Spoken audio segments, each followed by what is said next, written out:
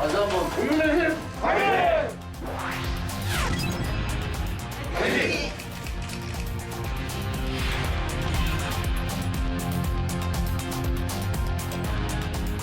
뭐 한번 해볼만 하다는 느낌을 받았습니다. 서로 시너지가 나는 방법을 찾아야죠.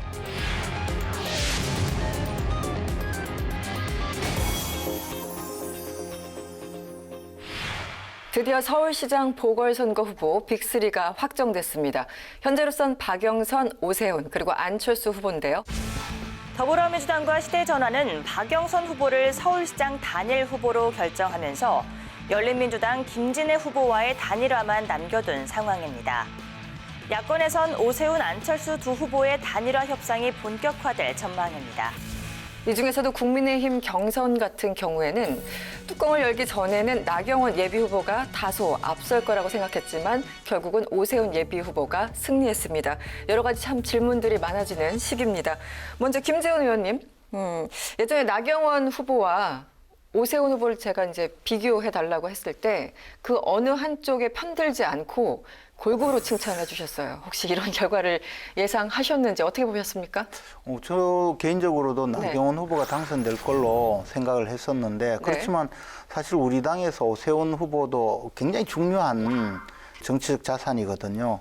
그리고 사실 그분들에게 약간의 비판적인 시각이 있을 수는 있지만 저는 두 분 다 아주 훌륭한 분이라고 생각했으니까 평가는 당연히 좋은 평가를 했고 지금은 이제 오세훈 후보가 안철수 후보와 경쟁을 하게 돼 있지 않습니까? 저는 오세훈 후보가 훨씬 경쟁력이 있다고 보고 특히 본선 경쟁력은 안철수 후보보다는 오세훈 후보가 더 경쟁력이 있다고 생각합니다. 오히려 본선 경쟁력도. 네, 박수영 위원장님. 국민의힘의 당원들의 집단 지성이 좀 지혜로웠다 이런 생각을 좀 실제로 했거든요. 그건 왜 그러냐면 지금 말씀하신 대로 본선 경쟁력이 좀 확장성이 있는 후보를 뽑았다고 생각을 합니다. 나경원 전 원내대표가 훌륭한 지도자인 건 틀림없지만 중도 확장성이 있는 오세훈 후보를 선택함으로써 결과적으로는 그 안철수 후보와의 단일화 지점이 겹치기 때문에 그 단일화는 좀 더 어려워진 거 아닌가 하는 생각은 또 듭니다. 지금 말씀하신 것 중에 국민의힘 당원들이 중도 성향이 강한 오세훈 후보를 선택했다고 말씀하셨는데 그건 사실과 다르고요. 왜냐하면 이제 오세훈, 나경원, 그다음에 조은희, 오신환 이 4명의 경선에서는 그냥 일반 국민 여론조사로만 결정을 했어요. 그리고 당원들의 의지가 별로 반영될 통로가 없었고 그 앞에 이제 중도라고 말하는 그런 실체가 불분명한 중도에 대해서 환상을 가지면 안 된다는 생각을 갖고 있거든요. 우리가 이제 여론조사를 하면 그분들이 난 보수야, 진보야 이렇게 말하기가 좀 껄끄럽거나 하는 사람들이 중도라고 표현하고 또는 우리가 흔히 말하는 중도적인 분들이란 건 투표율이 굉장히 낮아요. 그러니까 오히려 진영의 어떤 지향성이 높은 후보가 본선에서 더 경쟁력이 많다고 봐요. 사실 오세훈 예비후보 같은 경우는 이제 라디오 인터뷰 할 때 예전에 보면은 나경원 후보보다 내가 더 강점이 있는 것은 안철수를 만났을 때 어떤 지향점이나 정체성이 비슷하기 때문에 단일화 과정에서 보다 순조롭게 이루어질 것이다 이렇게 주장을 했었거든요. 본인의 어떤 주장이지만 앞으로 단일화의 산 어떻게 보십니까? 그러니까 지금 이제 준결승을 해서 이제 결승까지 이제 가야 되는데 이 과정이 쉬울 리가 없다. 두 후보가 빨리 만난 건 잘했는데 만나서 서로 한 얘기가 서로 해볼 만하다. 저분이면 이건 뭐냐면 나를 중심에 놓고 상대방을 설득할 수 있겠다라고 하는 내 중심 논리거든요. 서로 그렇게 지금 부딪혀 있고 또 지금 박영선 후보를 상대로 여론조사들이 나오는 거 보면 둘 다 1대1 구조일 때는 박영선 후보를 이기는 것으로 나오기 때문에 네. 3명 나오면 지고. 네, 3명 나오면 치고. 네네. 그러니까 단일화를 하지 않을 수가 없어요. 그러니까 그런데 문제는 둘 다 이기니까 서로 이게 타협이 안 될 거예요. 네, 그래서 물러설 수 없다. 제가 네. 생각할 때는 네. 단일화를 안 할 수는 없을 겁니다. 하긴 할 텐데 18일 후보 등록 그거를 넘어서 이 투표용지 인쇄하기 전까지 피말리고 지루한 단일화 싸움을 하지 않을까? 그러면 국민들께서 좀 짜증을 내시고 네. 좀 이게 이탈하지 않을까? 네. 그래서 박영선 후보에게 유리한 과정이 되지 않을까? 거기까지 바라봅니다. 이렇게 기대를 하시는 거죠. 전망이라고. 전망하자. 네. 김재원 의원께서는 SNS 글을 길게 쓰셨어요. 철수는 오지 않는다 뭐 이렇게 쓰셨습니까? 네, 저도 그 글을 다 읽었는데 어떻게 전망을 하십니까? 좀 요약을 해주시죠. 그 SNS를 차마 못 읽은, 미처 못 읽은 분들을 위해서. 단일화는 될 수밖에 없는 것이 셋 다 나오면 당연히 박영선 후보가 이기는 상황이에요. 그렇게 되면 자기들은 역사의 죄인이 된다는 것을 알기 때문에 어떤 형태로든 단일화를 할 텐데 가장 큰 문제는 첫째 하나는 둘 다 어느 한 사람이 양보하지 않으면 단일화가 성공할 수 없는 거예요. 뭐냐 하면 네. 말씀드렸다시피 둘 중에 하나가 나가면 이긴다는 구도가 있기 때문에 내가 이기면 당신은 죽고 내가 죽으면 네가 산다. 이런 완전 제로섬 게임이 돼 있어요. 약간 이게 치킨 무슨 게임처럼. 네. 무슨 정권을 놓고 연립 정부를 구성하고 이럴 수 있는 상황이 아니라는 거고 네. 두 번째는 상대방이 주장하는 것에 대해서 저것이 나한테 유리한지 불리한지가 100% 다 공개가 되어 있어요. 저쪽에서 아무리 대의 명분을 가지고 뭐 이렇게 해야 정도에 이기고 어쩌고 이게 필요하고 이래도 그게 다 솔직히 말하면 헛소리라는 거죠.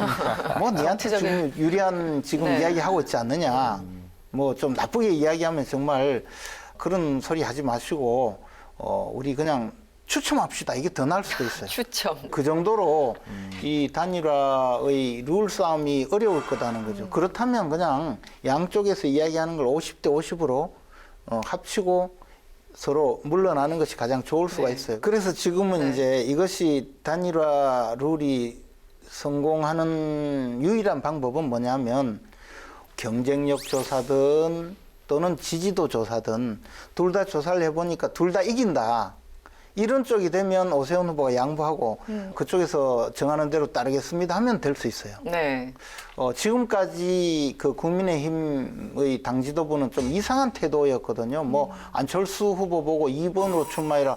근데 그거는 안철수가 이긴다는 전제 아래 그렇죠. 이야기잖아요. 그렇죠. 네. 지금 안철수 후보에 대해서 지지세가 몰린 것은 유일한 이유가 안철수가 나가면 박영선이든 뭐 우상호든 민주당 후보를 꺾을 수 있겠다는 희망 때문에 보수 진영 사람들이 안철수에 대해서 지지 의사를 표현해 준 건데 만약에 국민의힘 후보도 이길 수 있다면 네. 그러면 안철수에 갔던 많은 지지세가 또 몰려온단 말이죠. 네, 다시 돌아온다. 그러니까 국민의힘 지도부는 지금 딴소리 할 게 아니고 오세훈도 이길 수 있다라는 것, 안철수가 유일한 대안이 아니라는 것을 알려주는 노력을 해서 오세훈 후보가 지지율이 높아지면 오세훈 후보는 대승적으로 모든 룰은 당신이 정하세요. 네. 그리고 단일화합시다. 이러면 될 수 있어요. 될 수 있다. 근데 네. 아마 결론은 이렇게 날 거예요. 어떻게요? 2002년도에 그 노무현 정몽준 단일화 과정이 있지 않습니까? 그때도 똑같이 네. 적합도는 노무현 전 대통령이 그리고 어디요? 경쟁력은 정몽준 네, 전 네. 의원이 높았어요. 그래서 서로 적합도를 할 거냐 경쟁력을 할 거냐를 가지고 다퉜는데 결론이 어떻게 났냐면 이렇게 났어요.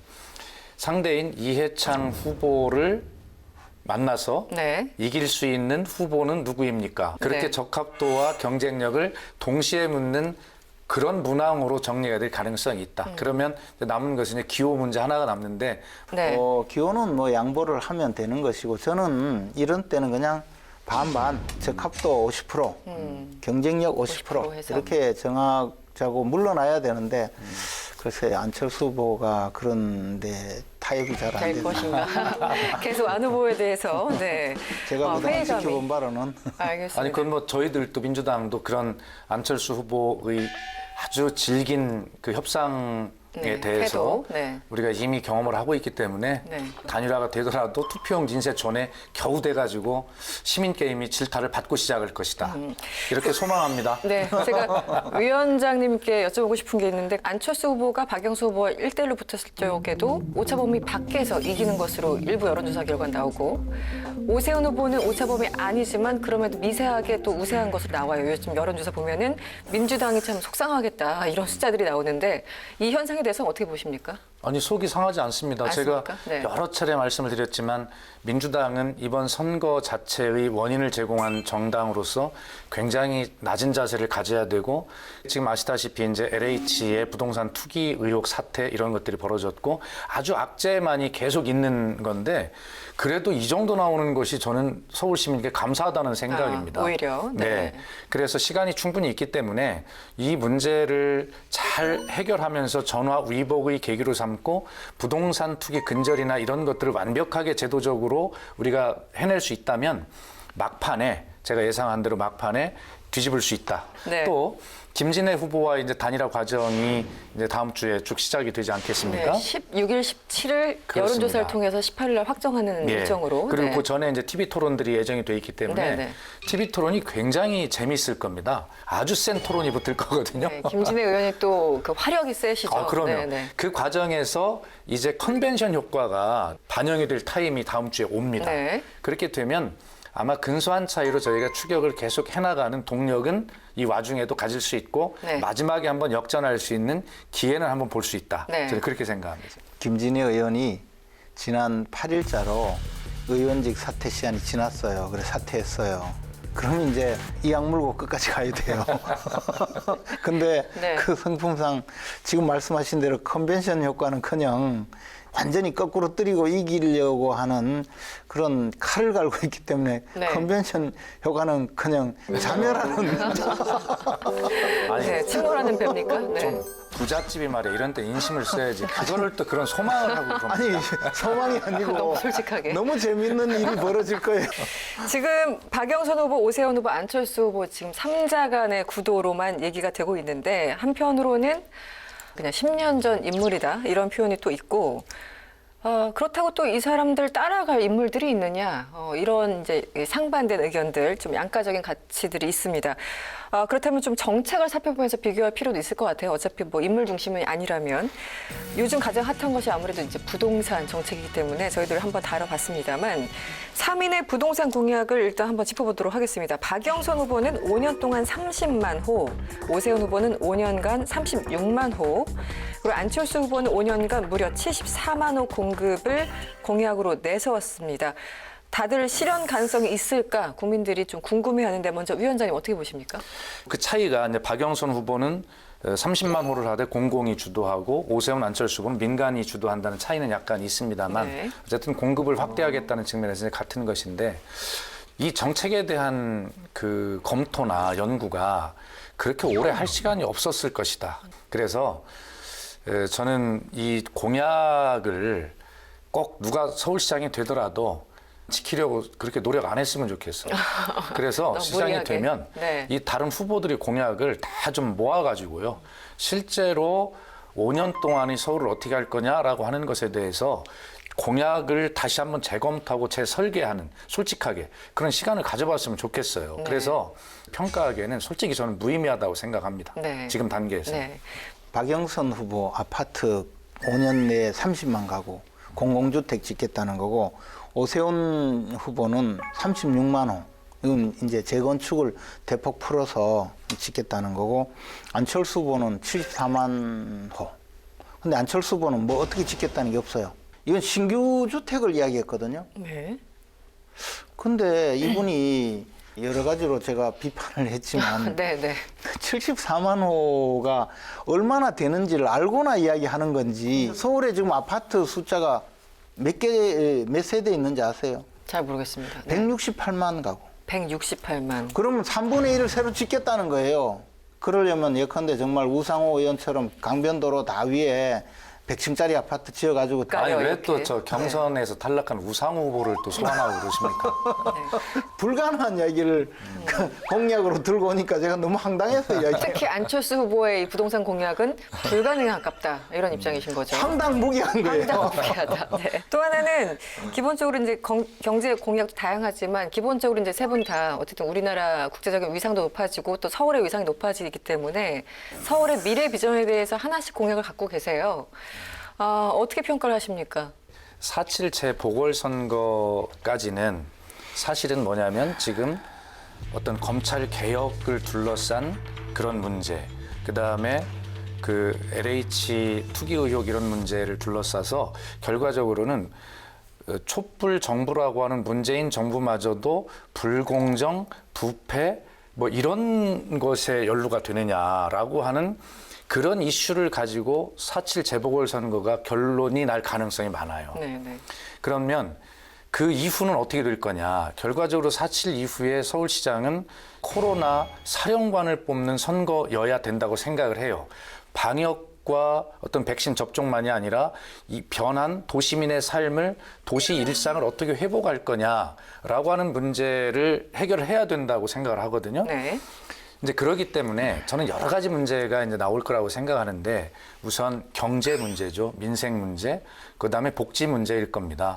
그다음에 이 무너진 자영업자 소상공인을 어떻게 회복할 거냐. 이런 데 대한 종합적인 가치관, 비전, 방향 이런 것들이 굉장히 요구되는 어떤 종합적인 비전을 제시하는 것이 관건이 될 거라고 생각을 해요. 근데 불행하게도 선거는 그것이 기준이 되지는 않을 것 같아요. 네, 그렇죠. 예. 네. 그래서 제가 거듭 얘기하지만 그런 어떤 시대 상황이 있기 때문에 공약이라고 하는 것을 자기 공약만 보지 말고 다른 후보의 공약, 황당무계한 공약이라도 잘 좀 지켜보고 그래서 그것들을 종합해서 종합 비전을 좀 마련하는 새로 공약을 만든다라고 하는 그런 자세로 서울시장이 된 이후에 그렇게 저는 임해야 된다고 생각을 해요. 지금 공약으로 나온 것이 뭐 개별적인 공약들은 황당무계한 공약 외에는 사실은 다 좀 저렇게 되었으면 좋겠다는 공약들이 많아요. 네, 그 네.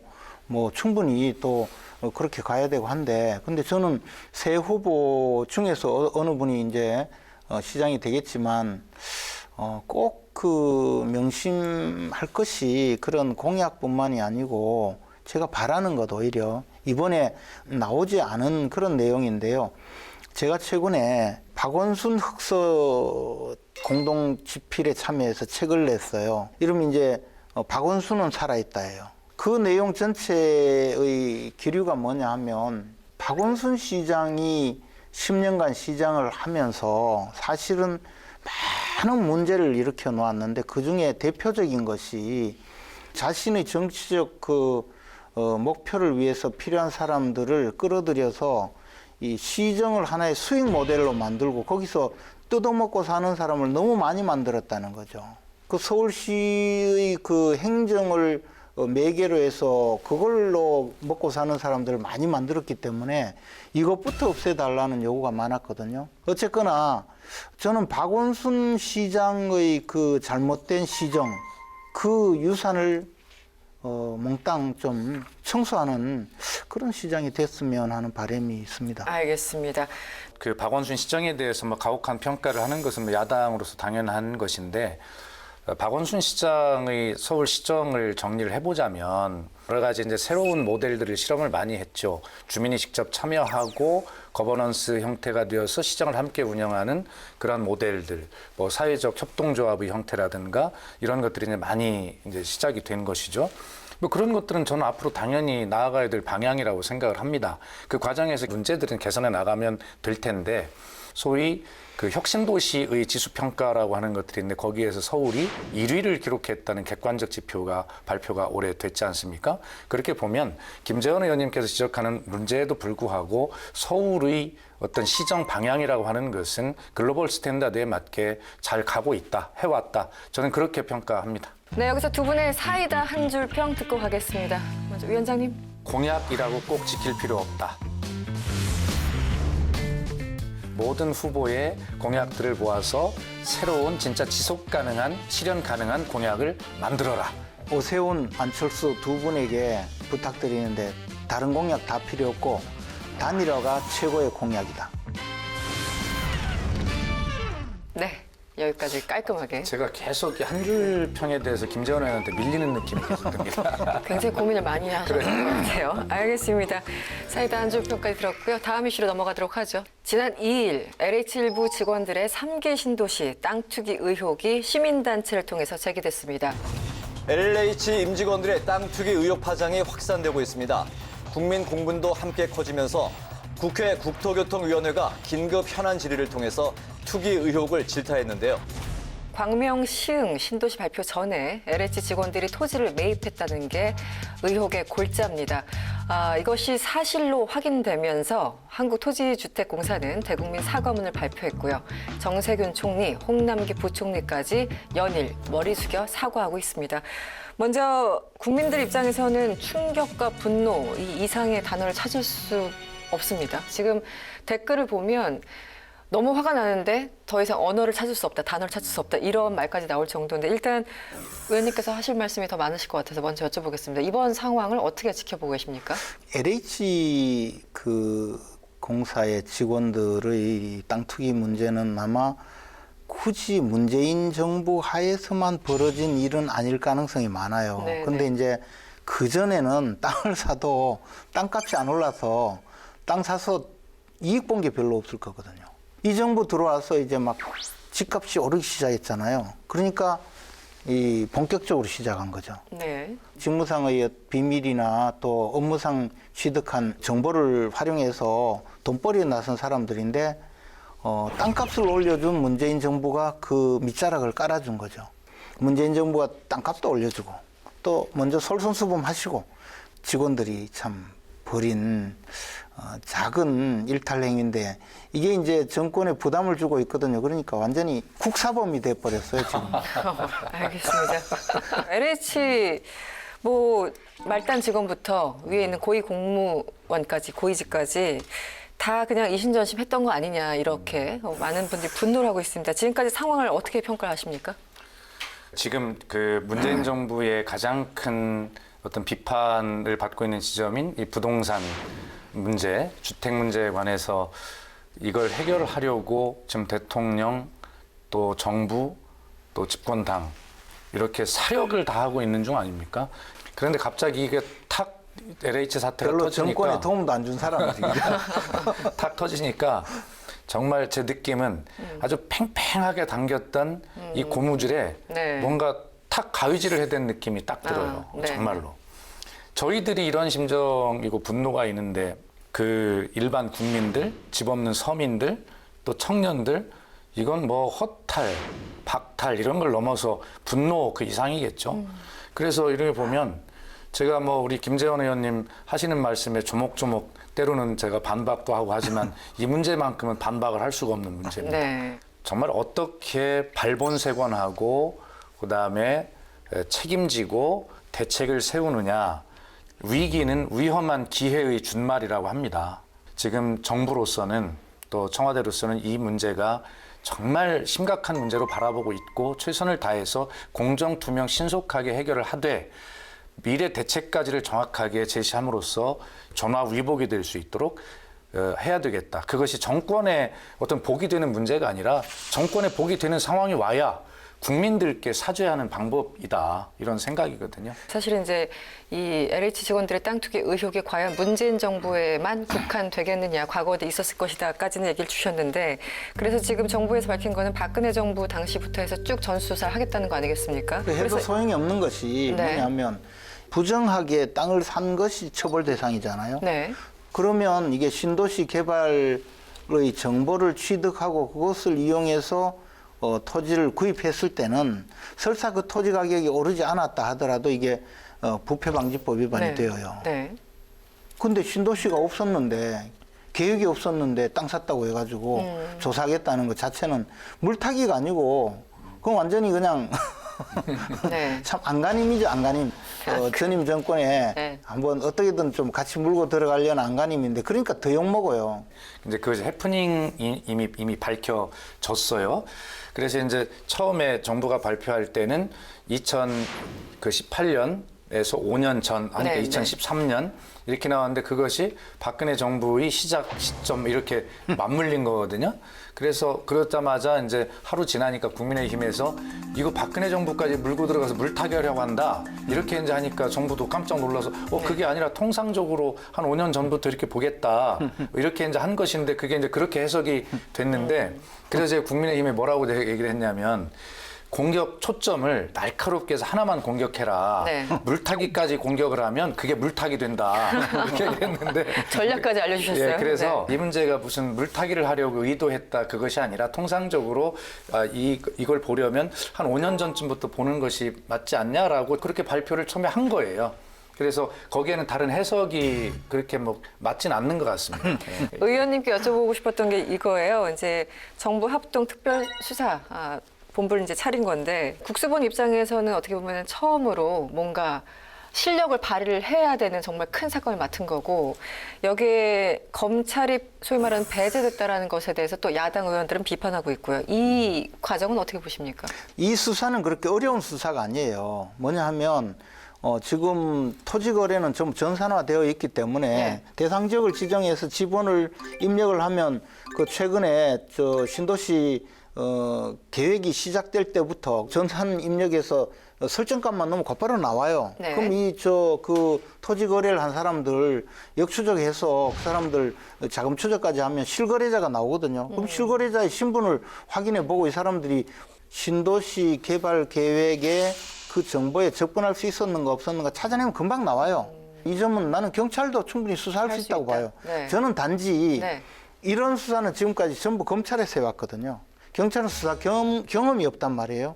그럼 국가수사의 중추기관이었던 검찰이 지금까지 수사를 해왔는데 이번에는 검찰을 배제하고 굳이 경찰뿐만 아니라 수사의 대상인 국토부, LH공사 네. 다 집어넣었잖아요. 근데 그분들은 사실 필요가 없어요. 제가 보기에는 검찰과 국세청이 나서면 딱 맞는 수사. 금융위까지 같이. 그렇죠. 네. 그렇게 조사하면 되는데 아마 내가 보기에는 이게 국민들의 분노가 커질까 싶어서 당초에는 좀 어떻게든 이제 좀 거창하게 뭐 범정부적인 수사를 한다고 폰만 잡고 좀 최소한 수사를 하기 위해서 이렇게 시작하지 않았나 싶어요. 검찰은 통제가 안 된다고 자기들은 생각하니까. 수사란 건 하나를 잡으면 그 범죄의 꼬리는 계속 이어질 수도 있는 것이기 때문에 이렇게 검찰을 배제하고 수사기관을 만들어서 수사를 하다가 만에 하나 나중에 마치 숨기려고 한 것처럼 새로운 사건이 하나 들통이 나면 정권 전체가 책임을 져야 되는 큰 일이 발생할 수 있다는 거죠. 그럼에도 불구하고 지금 이제 여당에서는 검경 수사권 조정으로 인해서 그 6대 중대범죄만 이제 검찰이 수사를 하고 이미 기왕 시작한 법이니까 이거는 국수본이 먼저 하고 어차피 나중에 이제 뭐 기소하고 이런 것들은 또 검찰 가야 되니까 이 절차대로 가는 게 맞다라는 게 지금 정부 입장인 거잖아요. 그러니까 늘 이런 사태가 이제 터질 때마다 여야는 똑같은 이야기를 서로 바꿔가면서 이제 하는 것인데 뭐 저희도 야당일 때 이런 얘기를 매뉴얼처럼 똑같이 한 것이죠. 제가 또 대변인이었으니까 네, 다 네. 기억이 납니다. 네. 근데 겁이 많아. 지금 제가 맞나 봐요. 검찰이 와서 들통날 게 많은가 봐. 그런데 이제 그런 것보다는 지금 이제 어쨌든 국민적 분노 앞에 직면해 있는 것인데 이거를 이제 해결한다고 해서 국가의 새로 변한 형사사법 시스템 자체를 또 흔들면서 할 수는 없잖아요. 그러니까 1월부터 검경 수사권이 조정이 되어서 6대 범죄를 빼고 이런 투기 같은 것들이 이제 경찰에서 수사를 이제 해야 되는 것으로 수사권이 이제 조정이 되었는데 대통령도 조사와 수사가 선후로 따라갈 수 없다. 함께 가야 한다. 이렇게 강조를 하고 네. 있고요. 또 저희들 생각도 그렇고. 근데 수사에서 국수본과 검찰을 어떻게 할 거냐. 대통령은 긴밀한 협의 뭐 이런 것들을 충분하게 이제 강조를 여러 차례 했는데 우리가 이제 처음 이 제도를 가지고 해보는 거잖아요. 검찰, 경찰 수사권을 분리해가지고 검찰이 수사력을 약화시키고 수사력이 약한 경찰이 하면 이거 안 될 거야. 라고 하는 이러한 이분법적인 시각보다는 경찰이 수사력이 부족하다면 자꾸 이런 과정을 통해 너무 큰 사건이긴 하지만 경찰이 수사력도 자꾸 줘야 될 의무도 있는 건 아니겠습니까? 근데 왜 하필 수사를 해서 많이 밝혀지면 국민의 분노가 더 커질 것 같으니까 국수본에 이 사건을 맡기려고 하느냐, 이게 드러나면 그렇게 겁나는 일이 많으냐, 그런 의구심이 있는 건 솔직히 인정하시잖아요. 의구심이 아니라 그걸 의원님 음모론으로 받아들입니다. 아니, 음모론이든 뭐 하든. 근데 이제 일반 국민들은 저 사람들 해먹은 게 많은 모양이다. 검찰에 가면 또 들통날 게 많으니까 어떻게든 숨기려고 한다. 이런 의심을 갖고 있기 때문에 이럴 때일수록 더더욱이 이 사건을 뭐 검찰에 맡겨도 안 나오더라라는 그런 정도로 가지 않으면 아무리 지금 뭐 수사를 하고 조사를 하고 다 동원해도 안 믿어준단 말이죠. 그럼 재수사 요구가 가요. 그러니까 그렇기 때문에 이것은 잘못이다는 거죠. 그러니까 제가 말씀드리는 거는 자연스럽게 검찰이 이 수사에 개입하고 또 직접 수사할 그럴 영역으로 갈 것이다라는 말씀을 드립니다. 알겠습니다. 어쨌든 뭐 기소하고 또 영장 청구하고 이건 또 검찰의 영역이니까 협력이 있을 거라고 일단 기대를 하고요.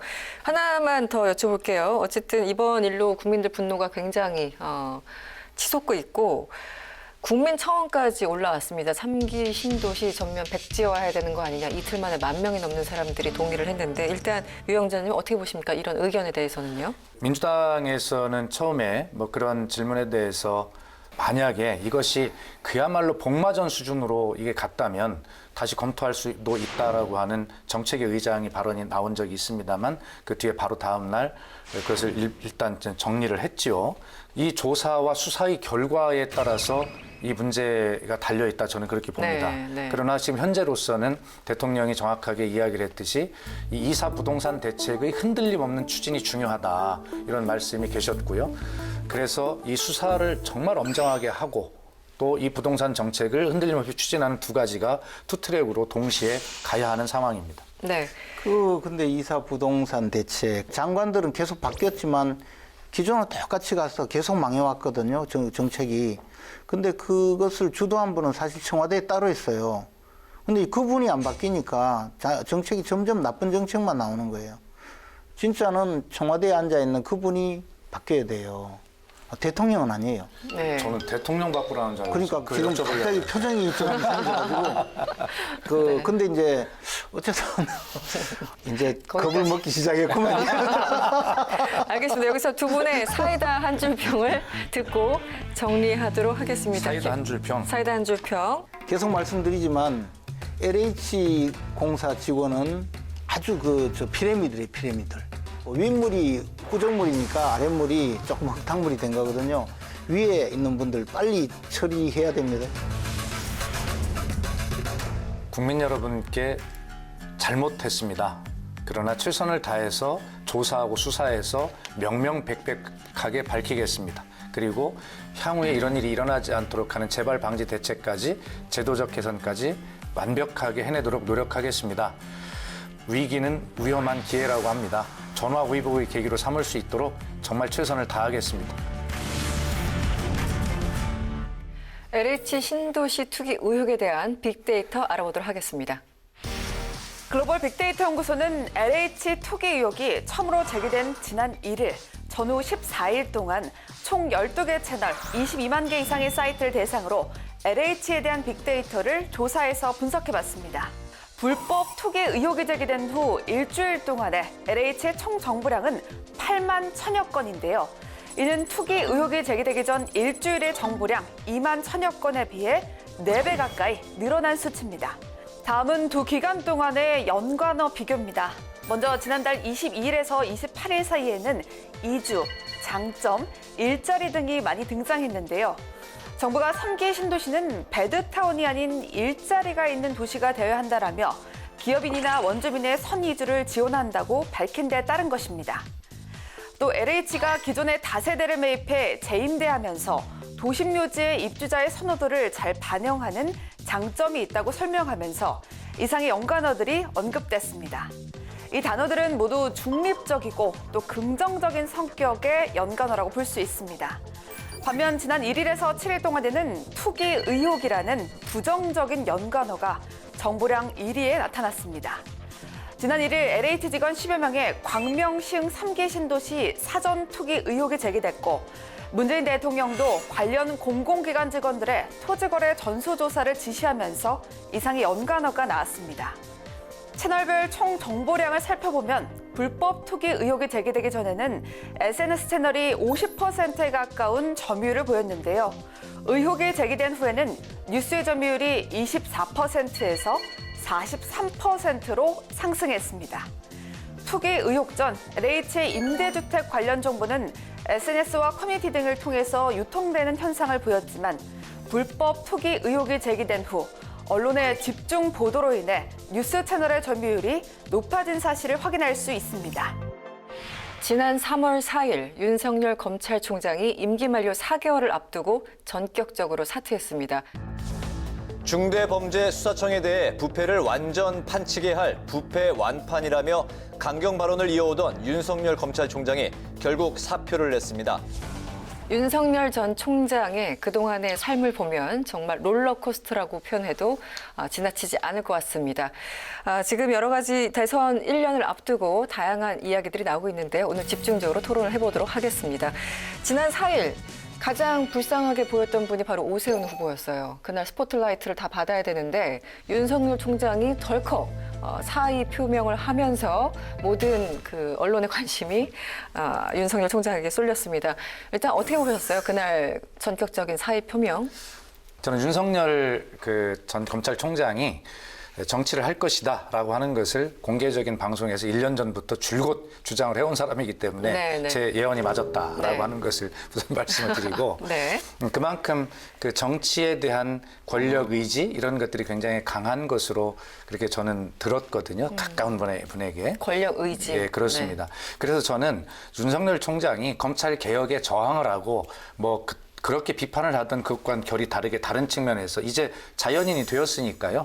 기왕에 정치를 하시려면 잘 하시고 좋은 정치인이 되라. 그것은 본인을 위해서가 아니고 정치인으로서 대한민국과 국민에 미칠 영향력이 있기 때문에 국민을 위해서 국가를 위해서 좋은 정치인이 돼줘야 된다. 지금까지는 검찰의 시각으로 세상을 바라보셨을 겁니다. 이제는 시야를 넓혀야 됩니다. 그래서 정말 앞으로 코로나가 극복된 이후에 대한민국 이 삶이 어떻게 돼야 되는지 이런 다양한 가치들에 대해서 정말 깊이 들여다보시고 이런 다양한 주제들을 어떤 관심을 갖고 공부하고 국민과 호흡하지 않으면 지금 받고 있는 이런 관심은 물거품처럼 금방 사라질 수 있다. 이런 말씀을 꼭 중심으로 드리고 싶어요. 저도 네. 검찰총장으로 있을 때는 정치권에 좀 관심을 보이는 경우는 있다고 그 느낌으로 그런 느낌을 받았지만 그 추미애 장관이 윤석열 총장을 사실 등을 떠밀었죠. 정치권으로 계속 윤석열 총장은 사실 이 문재인 정권의 벌이고 있는 여러 가지 잘못된 행위에 대해서 이 거부권을 행사하고 중도에 세운 그 유일한 사람이에요. 그러다 보니 국민들은 기대를 좀 하게 되었는데 그렇다고 해도 저는 검찰총장으로 있으면서 검찰총장의 직무권한을 행사하는 과정에서 있었던 일인데 그것을 정치적 자산으로 해서 정치권에 뛰어오기는 좀 어렵다는 생각을 했어요. 네. 또 민주당에서 이제 중수청 문제를 밀어붙였지 않습니까?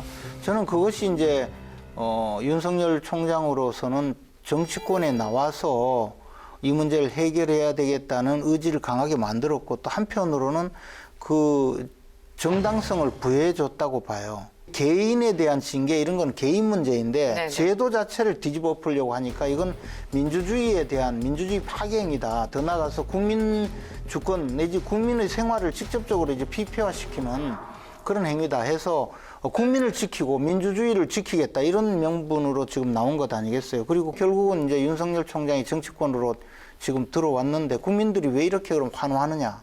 그래서 그만큼 문재인 정부가 잘못한 게 많다는 거죠. 우리는 이제 대통령이 지지율이 높다고 자꾸 그러던데 약 야권에서 경쟁력 있는 차기 대권 주자가 나타나면 지지율은 금방 떨어지게 돼 있거든요. 풀펜에 지금 아직 나와서 몸푸는 투수가 없어요. 예비 투수가 없으니까 투수가 별로 공도 못 던지고 막 폭두를 하는데도 어쩔 수 없이 두고 있었던 거거든요. 지금 하나 질문을 드리고 싶은 게 윤 총장이 지난 4일 사퇴를 했고요. 어떤 여론조사 기관은 5일 하루, 그다음에 다른 여론조사 기관은 또 그 이후에 이틀. 그러니까 어쨌든 직후에 2개 여론조사 기관에서 압도적인 1위를 윤석열 총장이 차지했습니다. 이 여론조사 숫자, 지금 여권에서는 이거 거품이야라고 겉으로는 얘기하지만 속으로는 조금 속상해하고 있다 이런 얘기도 들리고 어떻게 보십니까, 위원장님? 뭐 당연히 그 예상됐던 수치인데 네. 저는 한 20% 후반대는 나오겠다 초반에 이렇게 생각을 했거든요. 후반대, 그런데 네. 그걸 넘어섰죠. 그렇죠. 그러니까 30% 생각보다는 굉장히 많이 나온 거죠. 네. 근데 이게 여권만 무슨 해당이 되는 얘기가 아니라 지금 국민의힘도 긴장하셔야 될 얘기예요. 긴장할 일이 하나도 없어요. 아니 그러니까 제가 설명을 할게요. 왜 네. 긴장을 해야 되나. 지금 문재인 정부가 막 그 폭정 와서 그냥 뭐 볼만 던진다 하셨는데 볼 던지면 사구 4번 던지면 사구가 1루로 걸어가야 되잖아, 타자가. 근데 국민의힘이 타석에 들어섰는데 볼을 4개를 연속 던졌는데 네. 1루를 못 가. 왜냐하면 헛스윙을 해가지고 삼진 아웃을 당해요. 네. 그래서 야당복 뭐 네, 이런 그래서 거. 이제 문재인 정부의 그런 뭐 실정이 높다 하는데 야당도 사실은 그렇게 국민으로부터 지금 이제 주목을 못 받는 그리고 거지. 이제 새로운 타자가 오니까 갑자기 메이저리그 홈런 타자가 온 거예요. 그래서 이제 국민의힘도 이게 어떤 현상인가 같이 고민을 해야 될 문제지 네. 여당만 이게 고민할 문제가 아니다. 아니다. 근데 그 전제는 뭐냐면 지금 현재 국민의힘 내에 있는 저 대선 주자로 이 대선을 치러야 된다는 전제가 있어요. 근데 지금 국민의힘에서 소속으로 대선 주자라는 분은 대체로 여론조사를 하면 오차범위 3% 정도의 여론조사인데 3%가 안 되거든요. 그건 0%라는 의미예요. 그래서 네네. 그분들은 대선 주자로서 의미가 없어요. 네. 그러니까 그분들에게 재앙이다. 그런데 인정해. 김재원 의원이 가서 좀 대선 후보로 나서던가 그러면 제가 심각하게 고민해 보겠습니다. 진짜 심각하게. 오늘 특종 하나 나왔으니 김재원 의원 대선 출마 고민하다. 헤드라인 달겠습니다. 네. 심각하게 고민한다는 말은 이런 이야기까지 들어야 되는 처지가. 근데 그래서 의원님, 정리를 좀 정리를 좀 하면 해주시면. 네. 윤석열 총장의 이 우선 반짝 지지율 이것이 얼마나 지속될까가 이제 관건 아니겠습니까? 지금까지는 추윤 갈등이라고 하는 그런 속에서 그 각을 세우는 추미애로부터 나오는 빚에 대한 반사 네, 뭐 이런 반사체. 것으로 네. 이렇게 했는데 뭐 이것이 어쨌든 그 지속 가능하려면 지금부터는 본인이 스스로 빚을 내는 네. 그런 발광체가 돼야 된다라고 하는 데는 뭐 이견이 없는 것 같아요. 그래서 지금부터 하기 나름입니다. 지금 어떻게 보면 윤석열 총장의 지지율 있잖아요. 이것이 높은 것은 약간의 착시 현상일 수는 있어요. 뭐냐 하면 네. 윤석열 총장이 처음에 나와서 이야기할 때 민주주의 근간인 법치주의가 파괴되고 있다. 그래서 민주주의를 지키고 국민을 지키겠다 이랬잖아요. 네. 문재인 정권이 법치주의를 파괴한다. 그래서 내가 민주주의를 수호하겠다. 그 이야기였거든요. 그러니 본인은 야권으로 온 거예요. 그 자체가. 네. 그럼 야권 후보이기 때문에 또 지금까지 미미한 지지율을 보이던 그 사람들에 대해서 그냥 관망하고 있던 많은 야권 지지자들이 윤석열에게 지지 의사를 표시한 것 뿐이에요. 네.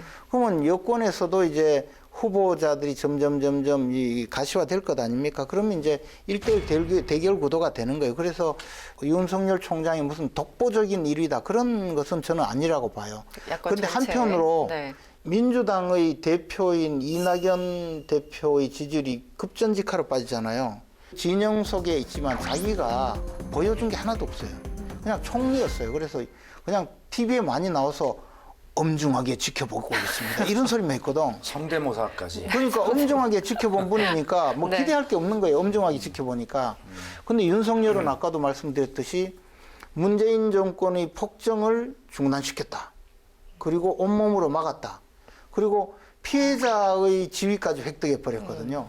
네. 그러니까 이제 어떻게 보면 지금은 뭐 무슨 발광체가 아니다고 하지만 국민들에게 이미 각인된 모습은 훨씬 성과가 있는 거예요. 네, 알겠습니다. 이낙연과 윤석열을 따지면 윤석열이 성과가 더 있는 거예요. 알겠습니다. 조금 더 구체적으로 일부 뭐 단독 보도라서 확인은 안 됩니다만 윤석열 총장이 꽤 오래전에 안철수 대표의 전 책사와 만나서 앞으로 이제 무소속으로 뛰려면 어떻게 해야 되느냐 뭐 조언을 구했다고 하고요.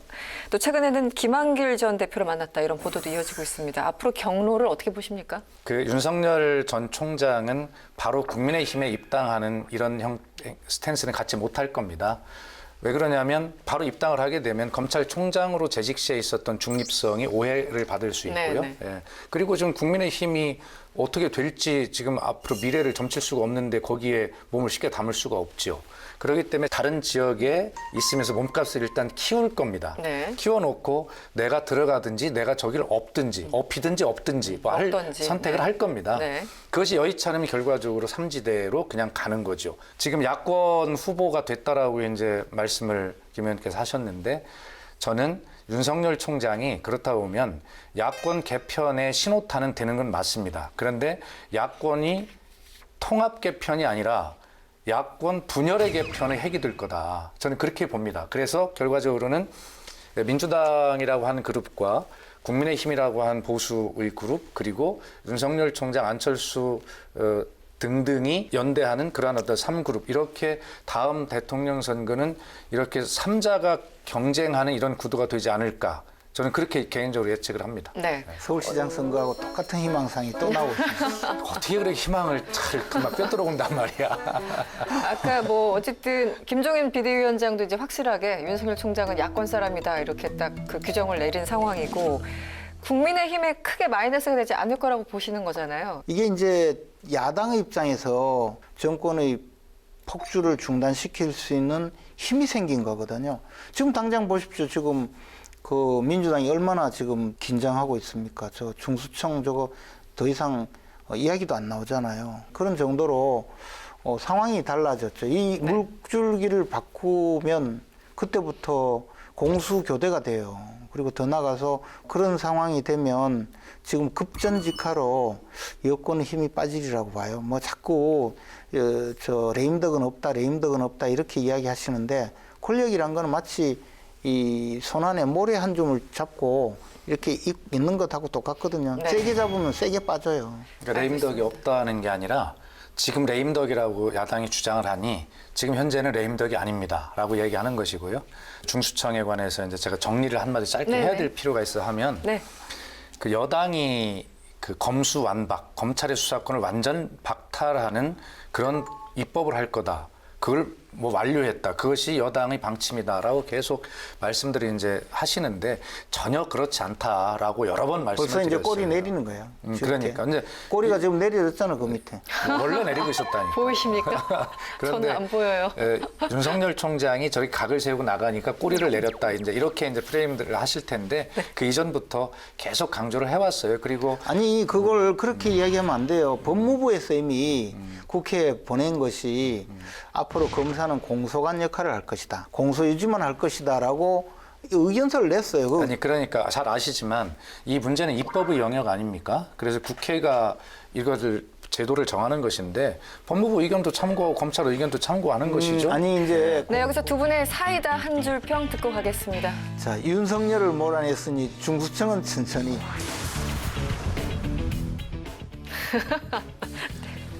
윤석열 총장이 상식과 정의가 무너졌다고 죄를 뿌리고 나갔으니 중수청 설치를 부채질한 꼴이다. 아, 네. 두고 봅시다. 한 줄 평을 들었습니다. 네. 정치 톡톡 사이다. 저희들이 준비한 소식은 여기까지입니다. 지금까지 더불어민주당 박수현 홍보소통위원장님 그리고 국민의힘 김재원 전 의원과 함께했습니다. 오늘 고맙습니다. 고맙습니다. 이번 LH 직원들의 신도시 투기 소식을 접한 국민들은 그야말로 영혼까지 팔아서 집을 샀다는 영끌에서 영혼까지 털렸다는 영털이라는 우픈 얘기까지 하고 있습니다. 성실을 무기로 살아온 대다수의 국민들이 열패감을 느끼는 일이 없도록 하는 것이 지금 상황에서 정부가 해야 할 중요한 역할이 아닐까 싶습니다. 정치톡톡 사이다. 다음 이 시간에 뵙겠습니다. 고맙습니다.